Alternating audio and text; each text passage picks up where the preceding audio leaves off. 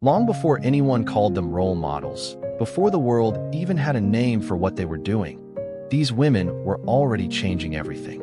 Not through speeches, not through manifestos, not through carefully managed interviews or PR-crafted identities, just by existing on screen, across decades, across eras, across a world that kept trying to define what a woman was allowed to be. And they were something else entirely. Funnier, stronger, smarter, more complicated, more human, more themselves. We watched them when we were young, and something inside us shifted quietly, like a truth you don't fully understand yet, but never forget. A kind of silent permission. Look, this is possible. This is what a woman can be when she refuses to disappear. And we never really stopped watching. Katharine Hepburn arrived in Hollywood in 1932 and immediately made everyone uncomfortable. She wore trousers. She spoke her mind. She refused to perform softness she didn't feel. In 1938, studios labeled her box office poison, an actual public attempt to end her career. At 31, she took control back, bought rights to the Philadelphia story, shaped it herself, and returned in 1940 with one of the greatest comebacks in film history. For Oscars later, she remains the most awarded actress in Academy history. And she never apologized. Not for being difficult, not for being opinionated, not for being herself. Bette Davis didn't play difficult women. She played real ones. Women who were not decorations in someone else's story, but the center of their own. In All About Eve, Margot Channing wasn't just a role. She was fear, brilliance, aging, insecurity, power, all existing in one body at once. And for the women watching, something clicked. That fear of being replaced, that silence you were never supposed to speak about. Suddenly, it was on screen, and she survived it. That wasn't entertainment. That was recognition. That was permission. The 1940s didn't just produce films, they produced women under pressure. Barbara Stanwyck played women who didn't wait. They wanted things. They moved toward them. They made mistakes and kept going. Not always likable. Always real. Then came Ingrid Bergman. In 1949, she made a choice the world wasn't ready for. She left. Not her career, not Hollywood, her marriage, for love, for life, for herself. And America punished her for it. Condemned by politicians, rejected by institutions, her films blocked from theaters. She rebuilt her life in Europe.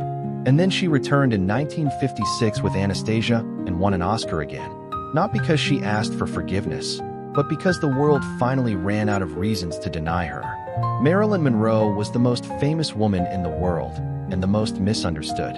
The world saw the image, but inside was something sharper. Funny, precise, self-aware. She studied acting deeply. She read constantly. She questioned everything about the roles she was given. And yet, she was trapped between who she was and who the world insisted she be. Even now, decades later, we are still correcting that mistake. Audrey Hepburn created a different kind of presence. Not loud, not forced, not exaggerated, just fully aware. She moved through scenes like someone noticing life in real time. A child who survived war, hunger, occupation, and came back with a face that carried gratitude instead of bitterness.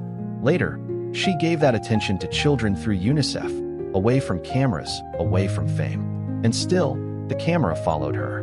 The 1950s tried to put women back into control. After independence, after work, after necessity, they were told to return to being decorative. Some complied, some refused. Dorothy Dandridge broke barriers no industry was ready to support. First black woman nominated for Best Actress in 1954. And then, almost no roles that matched her talent. Hattie McDaniel won an Oscar years earlier, and still had to sit at a segregated table. Extraordinary women. Limited systems. The cost was real. Grace Kelly walked away at the peak of Hollywood. Oscar winner. Hitchcock star. Global fame. And she chose Monaco. Not as an ending, but as a reminder. A woman can leave. She is not owned by her career. Then the 1960s arrived like an open door being forced wider. Continued style already included in previous section. The 1970s changed everything. Women were no longer background characters in their own lives.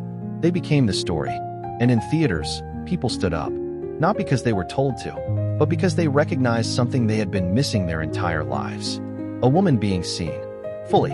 Honestly. And that recognition was powerful enough to move bodies out of seats. Because that's what stories do when they are true. They don't just entertain, they wake something up. What these decades gave us was not a template.